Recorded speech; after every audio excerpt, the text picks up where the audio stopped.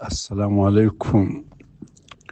جناب محترم امداد الله منصور صاحب د اطلاعات و فرهنګ وزارت د ځوانانو چارو محترم رئیس صاحب، تاسې همدا اوس ماته د زرعي خودکفایي د تېرې اونۍ کنفرانس چې په کندهار کې و، د هغه په باره کې مو زما د بیان د ستاینې یو پیغام رالیږلی دی او په عین حال کې مو غوښتنه کړې ده چې که زه د هېوادوالو په ذهني او فرهنګي انکشاف کې د ځوانانو پر رول څه درته وایم.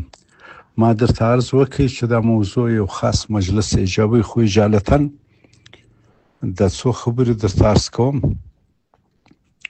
ځوانان رئیس صاحب هغه ځوانکمن قشر دی چې د ټولنې په هره خوا کې پراخه اغېز لرلی شي.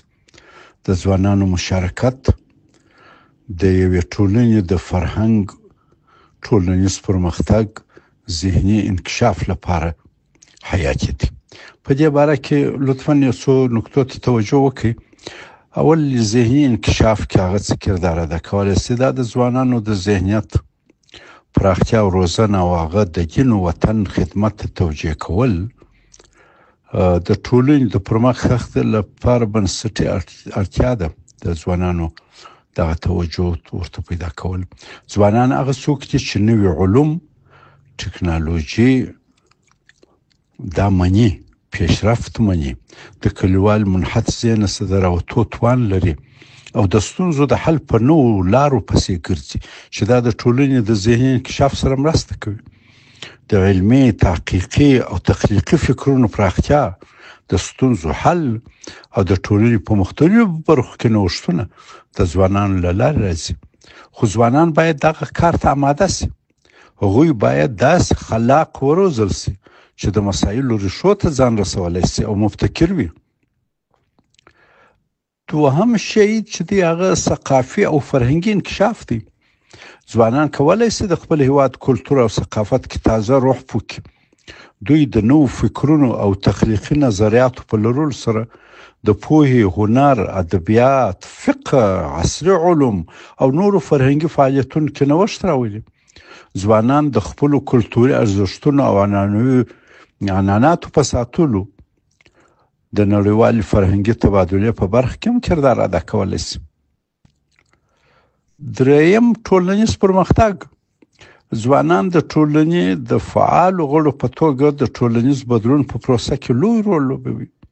هغوی کولی شي د ټولنیزو ستونزو لکه بېوزلۍ، فساد، بد رواجونه او نورو ناخوالو په اړه خپل نظرونه په خپلو منځو کې او هم د حکومت سره شریک او د حل لارو په لټه کې شي چې دا ټول په ټولنه کې مثبت بدلون ته لار هواروي. څلورم د راتلونکي نسل لپاره الګو لارښود. ښه پوه، مسلمان او وطن دوسته ځوانان د راتلونکي نسل لپاره یو ډول لارښود او رول ماډل کېدای شي. هغوی د خپلو نظریاتو او اعمالو له لارې د نوي نسل لپاره ښه مثال جوړوي. د ټولنې د سالم انکشاف په منظور ضروري ده ځوانانو ته د زده کړې او روزنې داسې فرصتونه برابر شي چې د هغوی علمي او اخلاقي وړتیاوې ورلوړې کړي. د ځوانانو رول د هیواد په اقتصادي انکشاف کې هم خورا مهم او حیاتي دی. ځوانان د هر هیواد د کاري ځواک اصلي برخه جوړوي او د هغوی نوښتونه، پوهه او هڅې د اقتصادي پرمختګ لپاره ډیر زیات ارزښت لري. ځوانان د ټولنې په اقتصادي پرمختګ کې د لاندې کردار ادا کولی شي. د کار تولید په برخه کې ځوانان د کار د بازار مهمه برخه ده. دوی نه یوازې د ټولنې د کاري ځواک برخه جوړوي، بلکې د نوو مهارتونو او تخصصاتو سره د کار په مختلفو برخو کې مرسته کوي. د ځوانانو هڅې او کار پر اقتصادي پرمختګ مستقیمه اغیزه لري.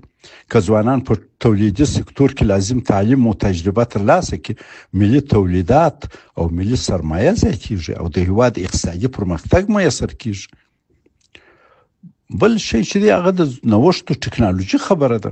ځوانان د یو متحرک قوت په توګه د نوښت او تخلیق توان لري.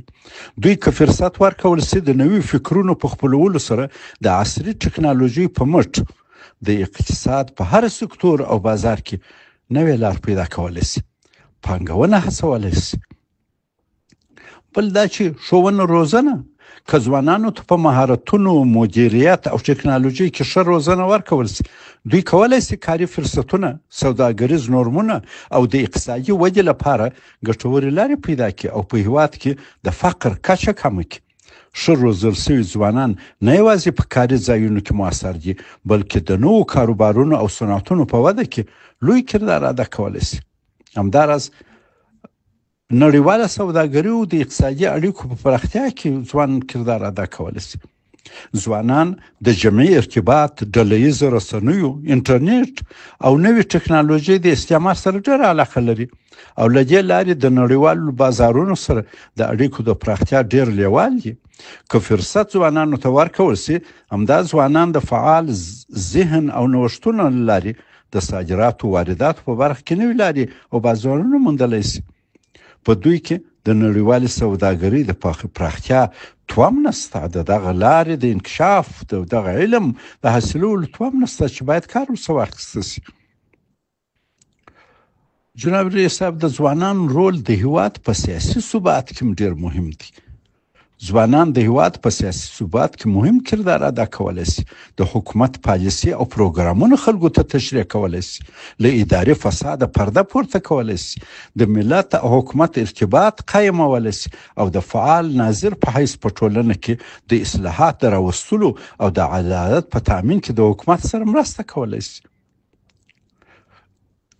ګوره چې ځوانان زموږ راتلونکي مشران او رهبران دي، دوی باید ښه وروزل شي، د سبا دپاره د رهبرۍ دپاره تیار شي.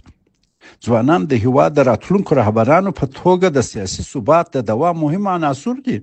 هغوی ته په سالمه روزنه، مغزن تعلیم، بامعنا تعلیم او د تجربې د محیط په برابرولو سره راتلونکي کې د ولس د مشرۍ، رهبرۍ توان پیدا کیږي چې د سیاسي ثبات په خوندي کولو کې مرسته کوي. ځوانان که مناسبه روزنه، ښه تعلیم او لازم فرصت ترلاسه کړي، کولی شي د دین او وطن خدمت ته نوي فکرونه او نوې استراتیژي وړاندې کړي او د اوسني نسل او راتلونکي نسل ترمنځ یو مطمئن او مستحکم پل شي. رئیس صاحب، د اوس لپاره همدومره بس دی. ما درته ویل چې بیا به په چې ووینو بیا به ستا مفصل په دې باره کې وغږېږو. د اوس لپاره همدغه. السلام علیکم ورحمت الله وبرکاته.